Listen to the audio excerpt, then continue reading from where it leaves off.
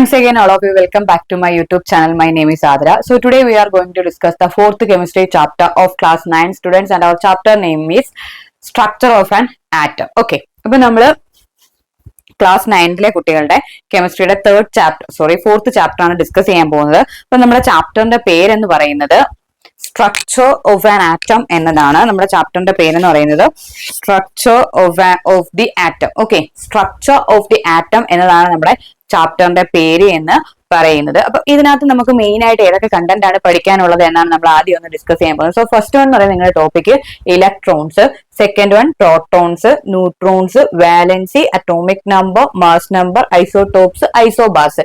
ഇത്രയും കണ്ടന്റ് ആണ് നിങ്ങൾക്ക് ഈ ചാപ്റ്ററിൽ നിന്ന് പഠിക്കാനുള്ളത്. അപ്പൊ പക്ഷേ നമുക്ക് ചാപ്റ്ററിൽ കുറച്ചധികം പോർഷൻസ് ഉണ്ട്, പക്ഷെ അത് നമ്മുടെ സിലബസിൽ എന്താണ്, എക്സ്ക്ലൂഡഡ് ആണ്. അതുകൊണ്ട് തന്നെ ഈ പറഞ്ഞിരിക്കുന്ന പോർഷൻസ് മാത്രം നിങ്ങൾക്ക് എന്ത് ചെയ്താൽ മതി, ഫോർത്ത് ചാപ്റ്ററിൽ നിന്ന് പഠിച്ചാൽ മതി. അപ്പം ആ ഒരു ഇൻട്രൊഡക്ഷൻ പാർട്ടിൽ പറഞ്ഞിരിക്കുന്നത് ഡിസ്കവറി ഓഫ് സബറ്റോമിക് പാർട്ടിക്കിൾസിനെ പറ്റിയിട്ടാണ്. അപ്പം നമ്മൾ ആറ്റംസ് പറഞ്ഞിട്ടുണ്ടായിരുന്നു. അപ്പം ഈ ആറ്റത്തിനുള്ളിൽ എന്തുണ്ട്, സബറ്റോമിക് പാർട്ടിക്കിൾസ് ഉണ്ട്. അതിന്റെ ഡിസ്കവറിയെ പറ്റിയാണ് ഫസ്റ്റ് നമ്മൾ എന്ത് ചെയ്യുന്നത്, പറയുന്നത്. ഫസ്റ്റ് എന്ന് പറയുന്നത് ഒരു ആറ്റത്തിനുള്ളിൽ 3 സബറ്റോമിക് പാർട്ടിക്കിൾസ് ഉണ്ട് എന്ന് നിങ്ങൾ മനസ്സിലാക്കി വെക്കുക. ഓക്കെ, ആറ്റത്തിന്റെ ഉള്ളിൽ 3 സബറ്റോമിക് പാർട്ടിക്കിൾസ് ഉണ്ട്. സോ അതിനകത്ത് ഫസ്റ്റ് സബറ്റോമിക് പാർട്ടിക്കിളിന്റെ പേരാണ് ഇലക്ട്രോൺ, സെക്കൻഡ് വൺ ആണ് പ്രോട്ടോൺ, തേർഡ് വൺ ആണ് ന്യൂട്രോൺ. ഈ 3 എണ്ണമാണ് ഒരു ആറ്റത്തിനകത്തെ സബറ്റോമിക് പാർട്ടിക്കിൾസ് എന്ന് പറയുന്നത്. ഓക്കെ, ഇനി ഫസ്റ്റ് വൺ നമുക്ക് നോക്കാം, ഇലക്ട്രോൺസ്. ഫസ്റ്റ് നമ്മൾ നോക്കാൻ പോകുന്നത് ഇലക്ട്രോൺസിനെ പറ്റിയിട്ടാണ്. സോ ഇലക്ട്രോൺസ് ഡിസ്കവർ ചെയ്തത് ജെ തോംസൺ എന്നൊരു സയന്റിസ്റ്റ് ആണ്. Electrons are discovered by J Thomson. Okay, J Thomson എന്നൊരു സയന്റിസ്റ്റ് ആണ് ഇലക്ട്രോൺസ് എന്ത് ചെയ്തത്, കണ്ടെത്തിയത്. ഇനി പ്രോട്ടോൺസിന്റെ ആ ഒരു സാന്നിധ്യം കണ്ടെത്തിയ, അല്ലെങ്കിൽ പോസിറ്റീവ്ലി ചാർജ്ഡ് ആയിട്ടൊരു പാർട്ടിക്കിൾ ഈ ആറ്റത്തിനുള്ളിൽ ഉണ്ട് എന്ന് കണ്ടെത്തിയ സയന്റിസ്റ്റിന്റെ പേരാണ് ഈ ഗോൾഡ്സ്റ്റൈൻ എന്നത്. പക്ഷെ പ്രോട്ടോൺസ് കണ്ടെത്തി എന്ന അത് നൽകിയിരിക്കുന്നത് ഏണസ്റ്റ് റുദർഫോർഡ് ആണ്. പ്രോട്ടോൺസ് കണ്ടെത്തിയതായി നമ്മൾ കരുതപ്പെടുന്ന സയന്റിസ്റ്റിന്റെ പേര് ഏണസ്റ്റ് റുദർഫോർഡ് ആണ്. അല്ലാണ്ട് പ്രോട്ടോൺ അല്ലെങ്കിൽ പോസിറ്റീവ്ലി ചാർജ് ആയ പാർട്ടിക്കിൾസ് ഒരു ആറ്റത്തിനുള്ളിൽ ഉണ്ട് എന്ന് കണ്ടെത്തിയ വ്യക്തിയാണ് ഈ ഗോൾഡ്സ്റ്റൈൻ എന്ന് പറയുന്നത്. ഇനി അടുത്തതെന്ന് പറയുന്നതാണ് ന്യൂട്രോൺസ്. ന്യൂട്രോൺസ് കണ്ടെത്തിയത് ജെ ചാഡ്വിക് ആണ്. ഓക്കെ, അപ്പം ഒരു ആറ്റത്തിനുള്ള 3 subatomic particle, first one electron, second one proton, third one neutron. These are the 3 subatomic particles of an atom. ഒരു ആറ്റത്തിന്റെ 3 സബറ്റോമിക് പാർട്ടിക്കിൾസ് ഏതൊക്കെ എന്ന് ചോദിച്ചാൽ what are the 3 subatomic particles of an atom എന്നൊരു question ഉണ്ടെങ്കിൽ ഇവിടെ answer എന്ന് പറയുന്നത് first one electron, second one proton and third one neutron. Then next question related to discovery of these subatomic particles. So first one, electrons are discovered by J. Thomson, proton discovered by Ernest Rutherford, then neutrons discovered by J. Chadwick. പക്ഷെ നമുക്ക് text ബുക്കിൽ പ്രോട്ടോൺസിന്റെ discovery relate ചെയ്തിട്ട് ഈ ഗോൾഡ്സ്റ്റൈന്റെ പേരാണ് തന്നിരിക്കുന്നത്. ഈ Goldstein എന്ന് പറയുന്നത് പോസിറ്റീവ്ലി ചാർജ്ഡ് ആയിട്ടൊരു സബറ്റോമിക് പാർട്ടിക്കിൾ ഉണ്ട് എന്ന് കണ്ടെത്തിയ ഒരു വ്യക്തിയാണ് എന്തെന്ന് പറയുന്നത്, ഈ ഗോൾഡ്സ്റ്റൈൻ എന്ന് പറയുന്നത്. പക്ഷെ പ്രോട്ടോൺസ് കണ്ടെത്തി എന്ന് നമ്മൾ കരുതിയിരിക്കുക, അല്ലെങ്കിൽ അത് പ്രോട്ടോൺ കണ്ടെത്തി എന്ന് നമ്മൾ പറയുന്നത് ഏണസ്റ്റ് റുദർഫോർഡിനെ ആണ്. ദെൻ നെക്സ്റ്റ് വൺ എന്ന് പറയുന്നത് charge of the subatomic particles. Okay, next നമ്മൾ പറയാൻ പോകുന്നത് ഈ സബറ്റോമിക് പാർട്ടിക്കിൾസിന്റെ ചാർജിനെ പറ്റിയിട്ടാണ്. അപ്പം ഇലക്ട്രോണിന്റെ ചാർജ് എന്ന് പറഞ്ഞാൽ നെഗറ്റീവ് ആണ്. Negatively charge subatomic particle of an atom ആണ് ഇലക്ട്രോൺ എന്ന് പറയുന്നത്. ദെൻ പ്രോട്ടോണിന്റെ ചാർജ് എന്ന് പറഞ്ഞാൽ positive. So positively charge subatomic particle of an atom ഏത് എന്ന് ചോദിച്ചാൽ പ്രോട്ടോൺസ്. ദെൻ ലാസ്റ്റ് വൺ ആണ് ന്യൂട്രോൺ. ഇതിന് എന്തില്ല, ചാർജ്ലെസ് ആയിട്ടുള്ള ഒരു സബറ്റോമിക് പാർട്ടിക്കിൾ ആണ് ന്യൂട്രോൺ. So chargeless ആണ് neutron. So second question related to charge of the subatomic particles. Charge of electron negative, charge of proton positive, charge of neutron means chargeless ആയിട്ടുള്ള subatomic particle ആണ് neutron എന്ന് പറയുന്നത്. Then next one നമ്മൾ പറയാൻ പോകുന്നത് മാസിനെ പറ്റിയിട്ടാണ്. Okay, next one മാസിനെ പറ്റിയിട്ടാണ് പറയുന്നത്. മാസ് ഓഫ് ഇലക്ട്രോൺ എന്താണ്, നെഗ്ലിജിബിൾ ആണ്. ഇലക്ട്രോണിന്റെ മാസ് നെഗ്ലിജിബിൾ ആണ്. ഇലക്ട്രോണിന്റെ മാസ് എന്താണ്, നെഗ്ലിജിബിൾ ആണ്. ദെൻ നമ്മൾ നെക്സ്റ്റ് പറയുന്നത് protons. 2000 times approximately at that of electron ആണ് എന്ത് പറയുക, പ്രോട്ടോണിന്റെ മാസ് എന്ന് പറയുന്നത്. ഏകദേശം 2000 മടങ്ങ് എന്നൊക്കെ നമ്മൾ പറയുള്ളൂ. ഏകദേശം അതാണ് പ്രോട്ടോണിന്റെ മാസ് എന്ന് പറയുന്നത്. ഇനി പ്രോട്ടോണിന്റെ മാസിന് നിയർലി ഈക്വൽ ആയിരിക്കും ന്യൂട്രോണിന്റെ മാസ് എന്ന് പറയുന്നത്. സോ ചാർജ്ലെസ് ആയിട്ടുള്ള ഒരു പാർട്ടിക്കിൾ ആണ് ന്യൂട്രോൺ എന്ന് പറയുന്നത്. ഈ ന്യൂട്രോണിന്റെ മാസ് എന്ന് പറയുന്നത് പ്രോട്ടോണിന്റെ മാസിന് നിയർലി ഈക്വൽ ആയിരിക്കും. മാസ്ലെസ് ആയിട്ടുള്ള അല്ലെങ്കിൽ മാസിനെ നമ്മൾ നെഗ്ലിജിബിൾ ആയി കൺസിഡർ ചെയ്തിരിക്കുന്ന ഒരു സബറ്റോമിക് പാർട്ടിക്കിൾ ആണ് ഇലക്ട്രോൺ എന്ന് പറയുന്നത്. ഇലക്ട്രോണിന്റെ മാസിനേക്കാൾ ഏകദേശം 2000 മടങ്ങൊക്കെ ആയി വരുന്ന ഒരെണ്ണമാണ് പ്രോട്ടോൺ എന്ന് പറയുന്നത്. ഓക്കെ, അപ്പൊ നമുക്ക് സബറ്റോമിക് പാർട്ടിക്കിൾസ് ഒന്നും കൂടെ പറയാം. Subatomic particles of an atom എന്നൊരു ക്വസ്റ്റൻ ഉണ്ടെങ്കിൽ 3 എണ്ണമാണ് answer. First one electron, second one proton and third one neutron. Okay, ഇനി നമുക്ക് അതിന്റെ റെപ്രസെന്റേഷൻ ഒന്ന് നോക്കിയാലോ. നമ്മൾ ഇലക്ട്രോൺസിനെ റെപ്രസെന്റ് ചെയ്യുന്നത് സ്മോൾ ലെറ്റർ ഇയും ചാർജ് എന്താണ് മൈനസ് ആണ്. സ്മോൾ ലെറ്റർ പിയും അതിന്റെ ചാർജ് എന്താണ് പോസിറ്റീവ്. സ്മോൾ ലെറ്റർ എൻ ആണ് ന്യൂട്രോൺസ്. ഈ ലെറ്റേഴ്സ് നിങ്ങൾക്ക് തിരിഞ്ഞു പോകരുത്. നമുക്കിപ്പോ ന്യൂട്രോണിന് പകരം ഒരു ക്യാപിറ്റൽ ലെറ്റർ എൻ ഒക്കെ കൊടുത്തു കഴിഞ്ഞാൽ അത് ന്യൂട്രോൺ അല്ല. നമ്മൾ പഠിച്ചു വെച്ചിട്ടുണ്ട് നൈട്രജന്റെ സിമ്പിൾ ആണ് എന്തെന്ന് പറയുന്നത് ക്യാപിറ്റൽ ലെറ്റർ എൻ എന്ന് പറയുന്നത്. അതുകൊണ്ട് കറക്റ്റ് ആ ടേംസ് അത് തന്നെ നിങ്ങൾ എന്ത് ചെയ്യുക പഠിച്ചു വെക്കുക. ലെറ്റേഴ്സിൽ ഒരിക്കലും തിരുത്തല് വരുത്തരുത്. അപ്പം ഇലക്ട്രോണിന്റെ റെപ്രസെന്റേഷൻ എന്ന് പറയുന്നത് E minus, proton P positive, then neutron എന്ന് പറയുമ്പോൾ ചാർജ് ഇല്ല. ഓക്കെ, നമുക്ക് ജനറൽ ആയിട്ട് ഇലക്ട്രോണിനെ നമ്മൾ ഇ ബാർ എന്നൊക്കെ എന്ത് ചെയ്യാറുണ്ട് റെപ്രസെന്റ് ചെയ്യാറുണ്ട്. അപ്പൊ നമുക്ക് 3 സബറ്റോമിക് പാർട്ടിക്കിൾസ് ഒന്നും കൂടെ ഒന്ന് പറഞ്ഞു നോക്കാം. അപ്പം 3 സബറ്റോമിക് പാർട്ടിക്കിൾസ് എന്ന് പറയുമ്പോൾ electron, proton, neutron. Okay, these are the 3 subatomic particles of an atom. Then second one, what is the charge of electron? Negative. Next, what is the charge of proton? Positive. Charge of neutron? Chargeless particle. Next question related to mass. Mass of electron is negligible. Mass of proton approximately 2000 times that of electron. Then mass of neutron nearly equal to that of proton. Then representation, small letter e is used to represent electron, small letter p is used to represent proton, small letter n is used to represent neutron. അപ്പം ഇത്രയുമാണ് നമുക്ക് subatomic പാർട്ടിക്കിൾസിൽ പറയാനായിട്ട് ഉള്ളത്. 3 subatomic particles ആണുള്ളത്, ഇലക്ട്രോണും പ്രോട്ടോണും ന്യൂട്രോണും. Electron represent ചെയ്യാൻ വേണ്ടി നമ്മൾ small letter E ഉപയോഗിക്കുന്നു, small letter P proton, small letter N ആണെങ്കിൽ ന്യൂട്രോൺ വേണ്ടിയിട്ട്. ചാർജ് ഓഫ് ഇലക്ട്രോൺ എന്ന് പറയുമ്പോൾ നെഗറ്റീവ്, പ്രോട്ടോൺ പോസിറ്റീവ്. ചാർജ് ഇല്ലാത്ത സബറ്റോമിക് പാർട്ടിക്കിൾ ആണ് ന്യൂട്രോൺ എന്ന് പറയുന്നത്.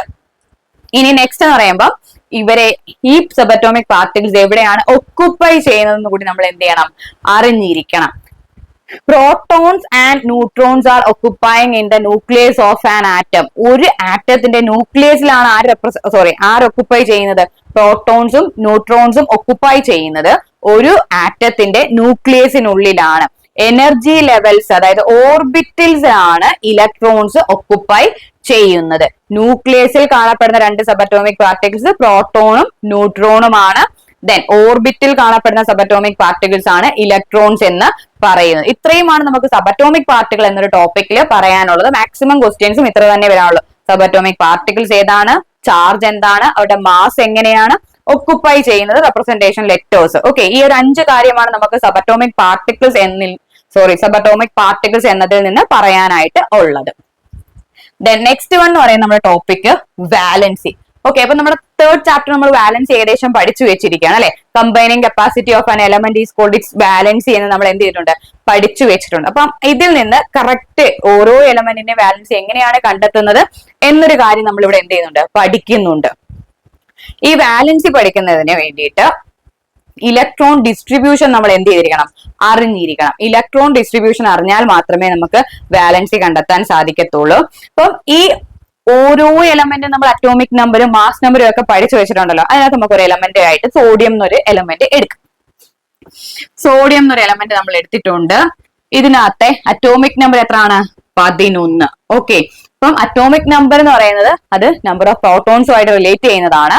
അപ്പം ഈ 11 ആണ് അതിനകത്ത് അറ്റോമിക് നമ്പർ എങ്കിൽ 11 പ്രോട്ടോൺസ് അതിനകത്ത് ഉണ്ട് എന്നാണ് നമ്മൾ മനസ്സിലാക്കേണ്ടത്.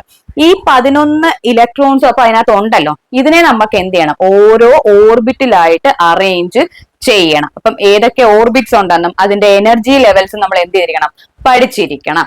സോ നമ്മൾ ഒരു ആറ്റം കൺസിഡർ ചെയ്യുന്നു. ഇത് അതിന്റെ ന്യൂക്ലിയസ് ആണെന്ന് നിങ്ങൾ കരുതുക.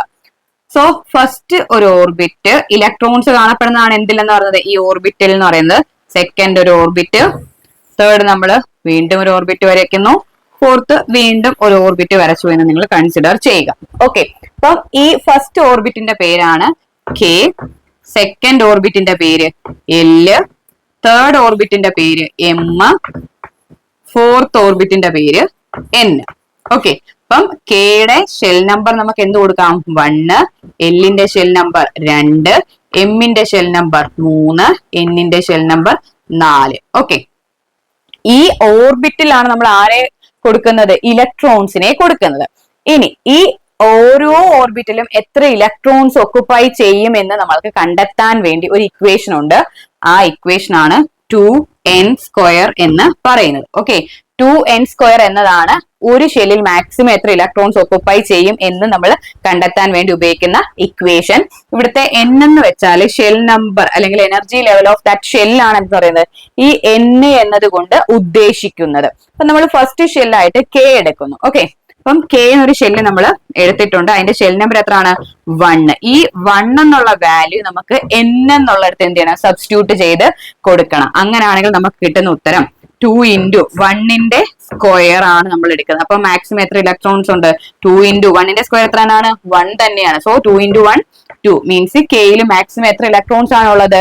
2 ഇലക്ട്രോൺസ് ആണ് ഉള്ളത്.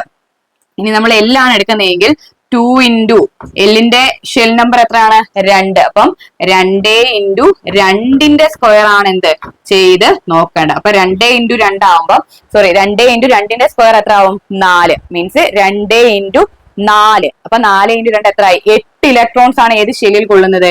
എൽ എന്നുള്ള ഷെല്ലിൽ കൊള്ളുന്നത്, മീൻസ് ഒക്കുപ്പൈ ചെയ്യുന്നത്. തേർഡ് ഷെൽ ഏതാണ്? എം എന്നുള്ളത്. അപ്പൊ അതിന്റെ എനർജി ലെവല് 3 ആണ്.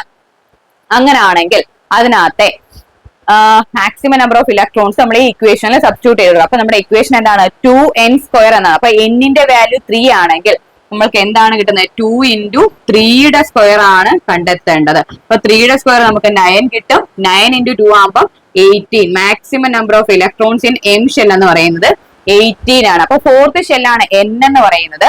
മീൻസ് അവിടുത്തെ n വാല്യൂ എന്ന് പറയുന്നത് 4 ആണ്. അപ്പൊ 4ന്റെ സ്ക്വയർ വേണം കണ്ടുപിടിക്കാൻ. 2 × 4ന്റെ സ്ക്വയർ. അപ്പം 2 × 4ന്റെ സ്ക്വയർ എത്ര വരും? 16. 2 × 16 = 32. മാക്സിമം നമ്പർ ഓഫ് ഇലക്ട്രോൺസ് എത്ര കിട്ടും? 32 എന്നത് നമുക്ക് കണ്ടെത്താൻ സാധിക്കും. അപ്പം നമ്മൾ ഇന്ന് പറഞ്ഞ കാര്യങ്ങൾ ഒന്നും കൂടെ നമുക്ക് എന്ത് ചെയ്യാം? ഒന്ന് റിപ്പീറ്റ് ചെയ്യാം. ഇപ്പൊ സബറ്റോമിക് പാർട്ടിക്കിൾസും പറഞ്ഞിട്ടുണ്ട്, ഡിസ്ട്രിബ്യൂഷൻ ഓഫ് ഇലക്ട്രോൺസും പറഞ്ഞിട്ടുണ്ട്. കോൺഫിഗറേഷൻ മീൻസ് ഈ ഇലക്ട്രോൺസിനെ ഡിസ്ട്രിബ്യൂട്ട് ചെയ്യുന്ന കാര്യം നമുക്ക് അടുത്ത ക്ലാസ്സിൽ പറയാം. എല്ലാം കൂടെ നമുക്ക് ഒരുമിച്ച് കൊണ്ടുപോകാൻ ബുദ്ധിമുട്ടുണ്ടായിരിക്കും. അപ്പം 3 സബറ്റോമിക് പാർട്ടിക്കിൾസ് ഉണ്ട്. First one electron, second one proton, third one neutron.